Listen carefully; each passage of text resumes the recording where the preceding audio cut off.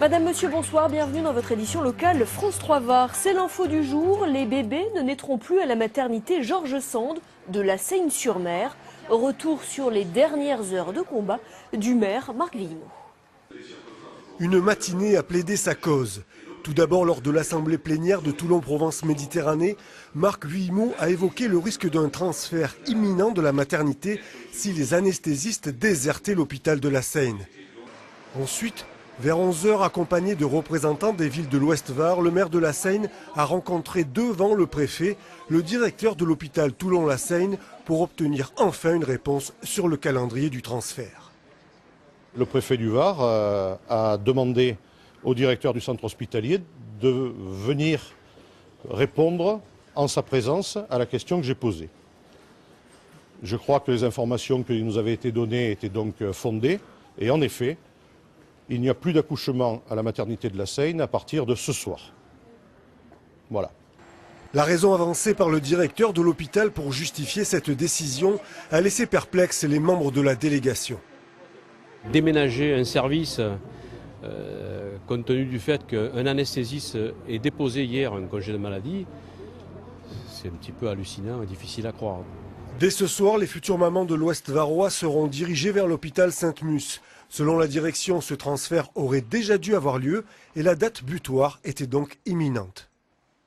Elle aurait pu être légèrement repoussée, mais de toute façon c'était une question de jours, puisque la décision, encore une fois, avait été encore confirmée par le ministre il y a quelques jours.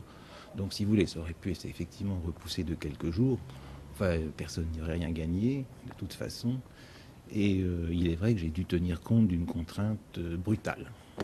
Reste pour Marc Villemot à attendre le 6 avril et la décision du tribunal administratif concernant l'arrêté suspensif de fermeture de la maternité. Mais même en cas de décision favorable, il est maintenant difficile d'imaginer un retour en arrière. C'est nouveau et c'est l'arme biologique peut-être la plus efficace contre le charançon rouge. Vous savez, ce coléoptère nuisible arrivé dans le Var en 2006. Eh bien, une chercheuse de l'Accro vient de mettre au point une technique qui vient à bout de la bête. Explication. Dans son laboratoire implanté sur la commune de l'Accro, cette biologiste entomologiste analyse l'aboutissement de 3 ans de travaux tournés vers l'éradication du charançon rouge, tueur de palmiers. On est devant un cadavre de larve de charançon qui a été contaminé par une des 2 souches de champignons qui étaient en expérimentation au sein de notre entreprise. On n'est plus dans les phases expérimentales de base, on a terminé notre travail nécessaire à l'homologation. 3 étapes ont été nécessaires à l'élaboration de cette arme biologique spécifique à l'insecte, une solution réalisée en partenariat avec une entreprise paloise spécialisée dans les souches de champignons. Voilà, donc c'est une poudre qu'on va passer à sec. Les spores de champignons sont fixés sur des petits grains d'argile. C'est un support un petit peu lourd pour nous permettre de bien le mettre dans le palmier. Des essais effectués sous contrôle du SCRAD, le syndicat du Centre régional d'application et de démonstration horticole, agréé par le ministère de l'Agriculture. Le SCRAD va certifier de la qualité, c'est-à-dire que la dose du produit qui est apporté est bien conforme au protocole, que le protocole a été bien respecté, que toutes les données ont été enregistrées, tracées. Et c'est également nous qui traitons les données et qui allons donc pouvoir garantir d'un résultat d'essai qui sera utilisable par la suite pour les dossiers d'homologation. Des essais effectués en milieu semi-naturel ici depuis l'automne 2010 ou plus récemment sur la commune de Hyères qui finance une partie des recherches. L'an dernier, donc 2011, on était à plus de 400 cas sur la ville, chez les particuliers comme sur le domaine communal. On a tout cumulé, on est à plus de 1000 palmiers atteints aujourd'hui. Dont la moitié ont été abattus. Reste à homologuer le produit, les plus optimistes l'espèrent d'ici quelques mois. Et puis demain, au Zénith Oméga, se tiendra le traditionnel forum Job d'été. Ça se passe l'après-midi de 14 h à 19 h et c'est gratuit. Il faut se présenter avec un CV puisque les entretiens se font directement sur le site. La foire de Brignoles bat son plein depuis samedi. Et parmi les 300 stands, on trouve du bio et du naturel. Alors, quelle est la différence entre l'un et l'autre? Questions et réponses. Plantes bio, vin bio. Dans le Var, le bio gagne du terrain. De 8 agriculteurs en 1994, ils sont maintenant 340, labellisés ou en cours de labellisation. Le Var est dans les 10 premiers départements bio en France, avec presque 10% de sa surface agricole. Donc on est dans les départements de tête au niveau national. Bio par mode, bio par philosophie. Pour Olivier, pépiniériste installé depuis 2 ans à Flassan-sur-Issol, le bio était une évidence. Ça fait très longtemps que je suis écolo dans l'âme.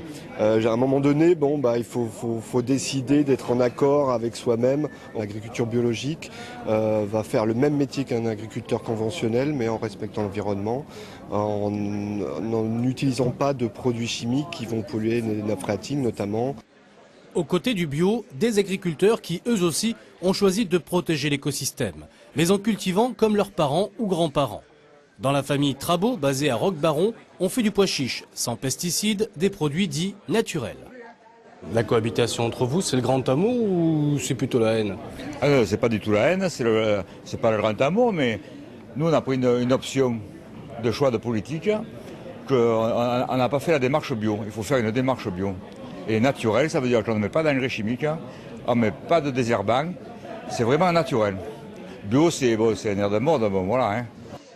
Bio avec cahier des charges, naturel sans cahier des charges, le débat est ouvert mais tous sont tournés vers un même objectif, une agriculture raisonnée. Voilà, votre édition est maintenant terminée. Tout de suite la météo suivie par votre journal national. Belle soirée à vous tous. La météo sur France 3, c'est un climat de bien-être avec Home Store Côté Bain, solution complète pour la salle de bain. Mercredi matin, le temps est calme et le ciel bien dégagé. L'après-midi, le soleil brille généreusement sur l'ensemble du département, accompagné d'un vent faible soumis au régime de brise. Côté température, le matin, elles seront comprises entre 3 et 11 degrés et l'après-midi, toujours aussi agréable, entre 20 et 25 degrés. Demain, nous fêterons les Gontran. Bonne soirée.